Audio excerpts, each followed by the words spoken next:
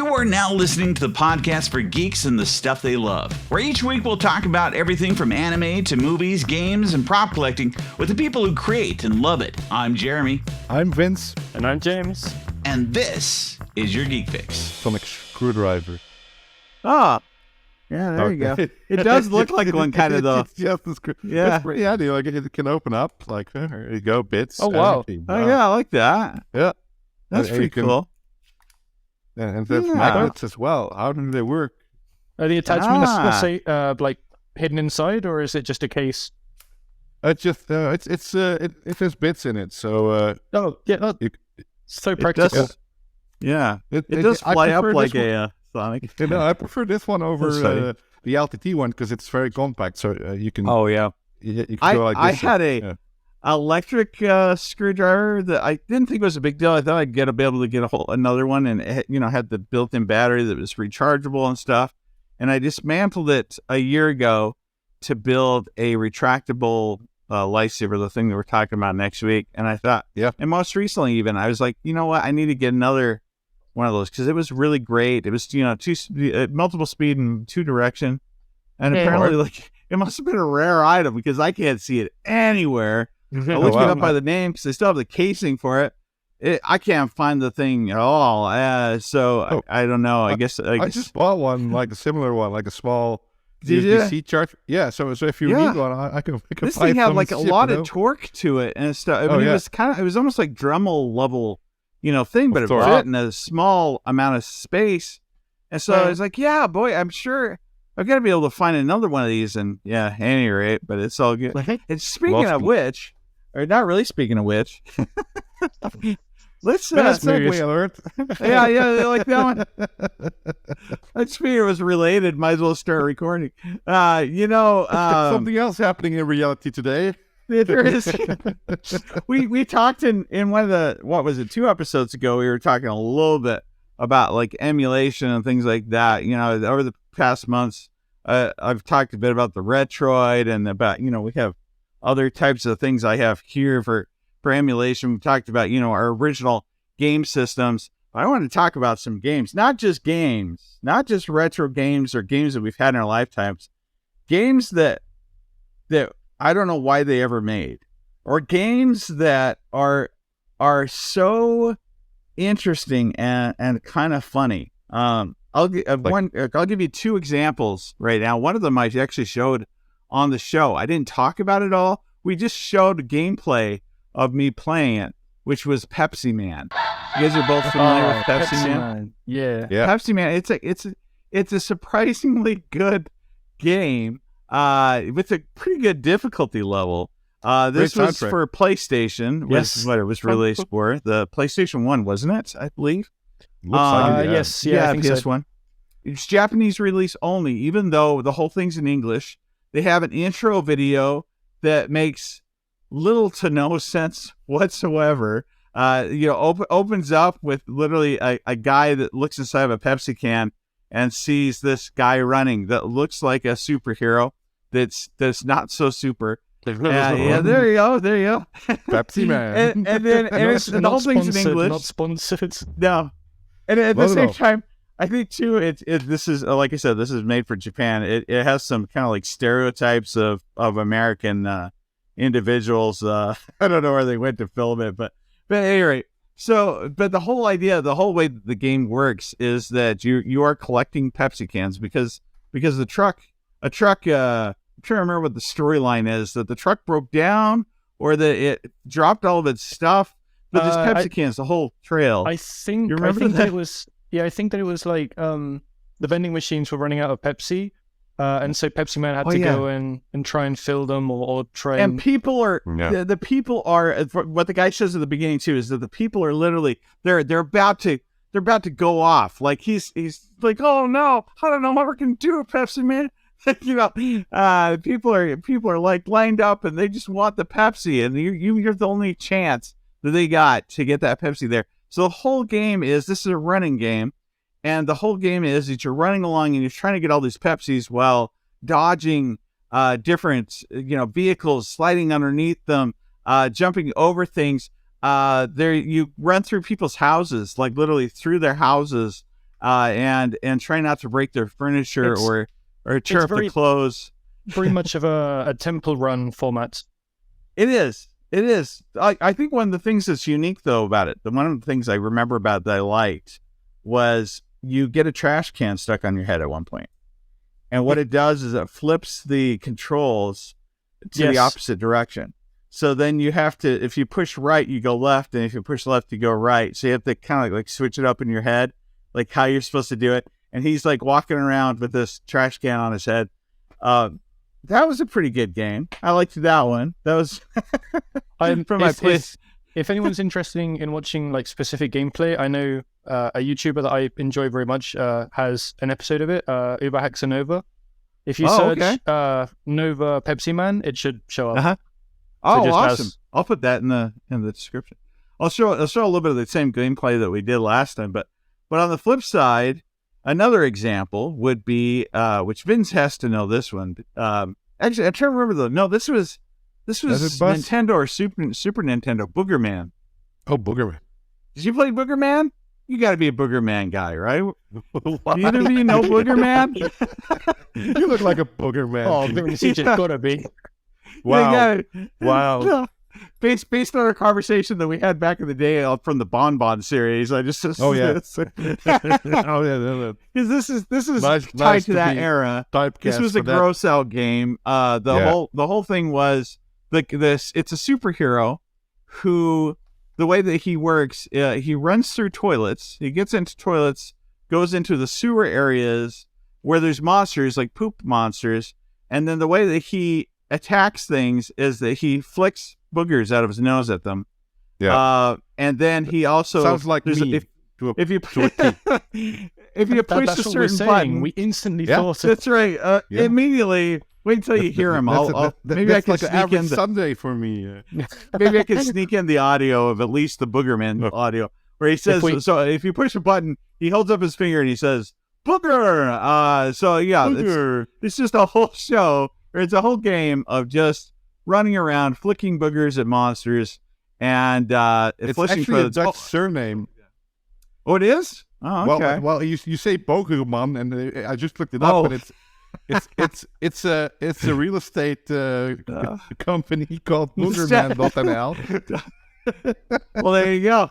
I wonder if that's how they do their business too. There's also plungers. I forgot about the plungers. You also collect plungers. Is how you get points and things, but it was a really good game. It had good mechanics to it. It was entertaining. It was definitely a gross out game, but yeah, examples. Yeah. Those are examples of what I'm looking for. You guys have some weird games that you remember, games that you can't even find maybe anymore, or games that you remember playing. Not necessarily that you can't find, but I always thought Conker's Wild Fur, isn't it? What the squirrel, the very naughty squirrel game. Yeah, Bad Fur Day. Yeah. I thought that was a very strange game. Yeah. What system was that on? N64. Initially. Was it originally N64? But I think they re-released it, or they did a remastered version, which I'm fairly sure is on the Xbox One. Yeah, I think I'm going to try and do some play out that too. Yeah. Or the 360, either one. What was the whole premise? So tell us all about the game. Well, you have a squirrel that swears a lot that gets, I think his girlfriend kidnapped or something. Yeah, and there's a very busty sunflower. Oh yeah, and like a poop monster with the bees going after her. Yeah. And there's the big poop monster. Big poop monster. It's a fun game. But it's made by the guys who made Donkey Kong 64. Oh, really? I didn't know that. Yeah, it's made by Rare. I can't pronounce it. I love the Rare company. Yeah. But it's made by them, I believe. But the Donkey Kong 64 one, and it's pretty cool. But there are some spin-offs, and I think I'm confusing part of it with Banjo and Kazooie though. But they're the same. They're the same studio, I believe. Similar, yeah. Yeah, that would be the same. Yeah, that was also done by Rare, I think. Yeah. Oh, it was? Yeah. Oh, okay. Yeah, I think so. Well, that's a popular game. Yeah. This kind of a big one. Dink Smallwood, which is a very, very weird game. Tell us about it. What system is it? Would you have to play it on? It's on PC, and it got remastered, I think, a while back, or at least it's available on Steam recently.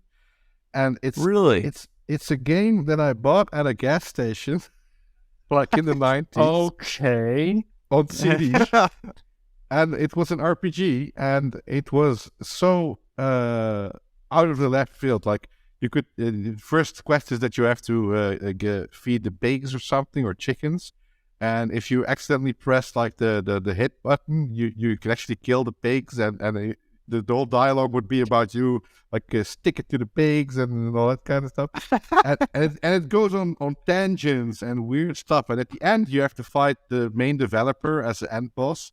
And they digitize his face like on a little 3D animated kind of dude, and it's insane. But it came with an editor, and that really appealed to me because I wanted to make my own games. Really?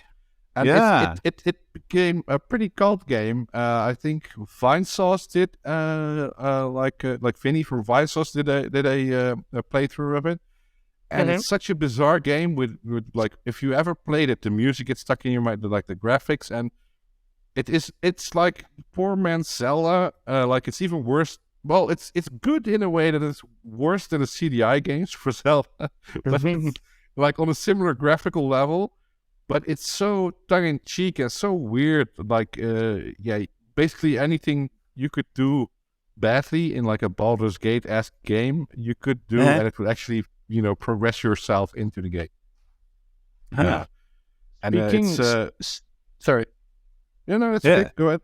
No, I was going to say, speaking of Vinesauce, I remember seeing a video, like, talking about cursed videos. I remember seeing cursed video games, of them playing a video game where you have these 3 cultists who have locked you inside of a house, and they're trying to feed you poisoned potato salad, and you have to try and get rid of the potato. You have to try and get rid of the potato salad in different ways without them noticing. So, like, you have to put parts of it into a plant pot that you've got next to you. You have to throw it at the TV to sort of like distract them so that they look away, and you can throw it somewhere else, and so on and so forth. This sounds like one of those things where, like, you yell out to the audience, like, say 5 unrelated words, and we're going to try and tie these together. We'll make it into a game. Yeah. It's very random. Wow, that's pretty wild. That's funny. I think there's a lot of games. There's some games I don't even want to mention because they were pretty. I mean, in my era, there's plenty of games that were on PC and things like that. But you remember, there's also cereal games that used to get released. You guys ever get any of those where you like buy cereal? Yeah, and inside the cereal, it would have a DVD or a CD, and then you pop it in, and as some of those were surprisingly good. I try to remember. There was a couple. There was one that was a Captain. There's some that actually have still today. Like, people will pay high dollars to try and get a hold of these games. Yeah, wasn't there something like with a cereal, some squares wafer cereal? There was one that was a Captain Crunch one that was popular, but then there was the one that was one of the biggest ones. Now I hate trying to remember names of things. Yeah. Can't even think of what it was called, but it had a lot of lore behind it. It was like a Doom clone, a Chex Quest. That's it was a Doom clone. Yes. Yeah. It looks exactly like it. Oh, that was what it was. Chex Quest. Yeah, that's it. Yeah, we had that. Yeah, and it was surprisingly good. And it was It was. Well, we never got it, but I saw a review about it, and it has like too much lore about zorching flamoids and all that kind of stuff. It had like animation stuff at the beginning to tell you different things too, like a really poor low level 3D stuff. But I mean, like, it's there's some games that were like that I remember thinking, wow, this is surprisingly good for something that was free, because it wasn't easy to get a hold of stuff. No. What I do like was like the demo CDs you would get with like PC Magazine or stuff like that, so you could play some games. And some of them were like really cool because you had like, way back when the internet was not a thing everybody had in their homes. There would be like big map packs or expansion packs that they would download for you and burn to a CD like with the magazine. And so I played a lot of Unreal Tournament in 1999, and there was this Belgian or like Dutch PC magazine that came with 2 CDs packed full of shareware and also with like full map packs and updates and everything. And that was great stuff to have. Like, oh yeah, I used to get the Nintendo magazine when I was younger. Oh, that's the Nintendo Power, that one. That was exactly what it was. You mean? Yeah. I don't think it ever came. I might have came a couple times with some CDs, but mostly it was a lot of maps. Mostly, mostly certain their most popular recent release games and stuff. This was also in an era where it was more common for me to rent my games because I couldn't afford to buy them as they came out. But I think it was cheap to rent at that point. But yeah. Yeah, sorry, my phone was about to die, so I had to go for a charger quickly. Oh yeah. Yeah, it's kind of important. So, I think that there's some good ones that are out there. Another thing that I used to like was the Flash games, which now unfortunately, there were some great ones, I thought, but at the same time, the downside is, of course, with Flash being disabled and stuff. I mean, a lot of those that were really good ones are gone. The Internet Archive has, I believe, well, at least they utilize it, but there's a way that you can emulate Flash nowadays securely and run old Flash games in the browser. You can do it. So Adobe Animate actually lets you update, your Flash games and stuff and turn them into the other versions. Newgrounds was a big website that I would always go to. Newgrounds was. Did you? Yeah. Yeah. And a lot of cool games. I used to like sites like Homestar Runner. You guys ever do Homestar Runner? No. With the cheat. Oh, classic. You can still access their videos. You just can't they're still do the Flash version. Oh, yeah? Yeah. But they used to have like interactive, versions of their shows. It was pretty funny. It was a funny, I want to say channel, but it wasn't channel. Yeah, Strong Bad. Yeah. And you would, you could click on stuff or you could type things in, and then he'd come up with different things he would say, and then they'd have different games. Back when the internet was still the final frontier. Yeah. I miss those days. I talked about it on here before, but I was one of those first people to get into the Flash scene, and the thing I miss about it was that you could get on every day, and it was so accessible that just people were putting out tons of stuff every day, and it was free, and so you could watch shows or you could access things. And have I ever mentioned that I made a Flash animation? Did you? Yep. Yeah. Can you send it to me? Yeah, I'll send it to you. I made for my, when I was in high school, I had to do an IT class project, and we had to make a Flash animation.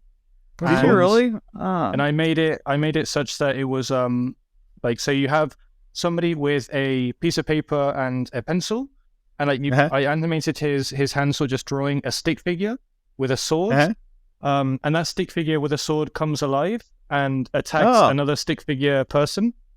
But yeah, so it's not anything like incredible. It's like me from when I was, I don't know, like 16. Yeah, but that's 15, 16. Animation versus animator, the one we that showed a got real clip popular. of your gameplay back in the day at one point in time in one of our videos for what was it? Not Halo. It was Halo. Yeah, it was Halo. Oh yeah, my machinima. You playing Halo? Yeah, that was pretty funny.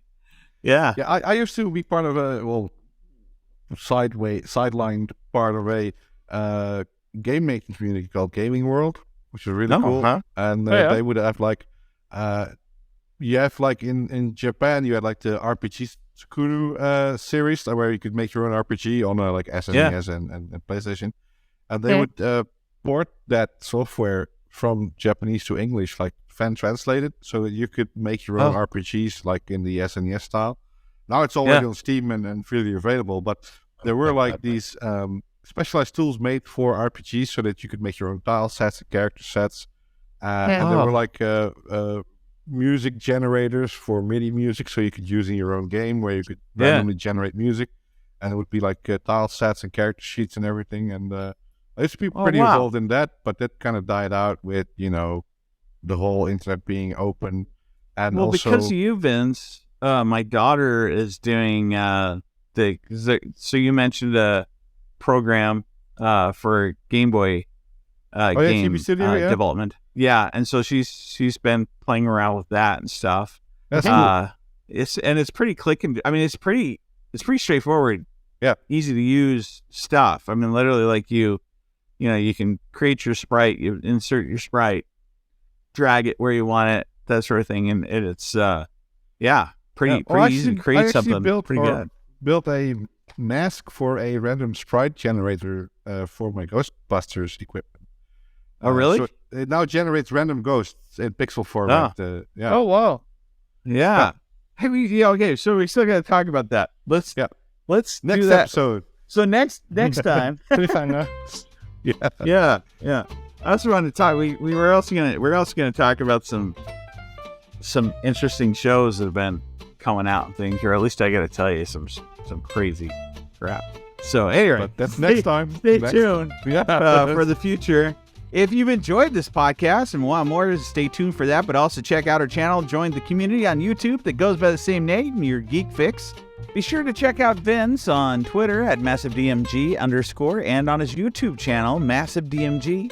Check out James at Mr. Malto4 on Instagram and the Replica Prop Forum.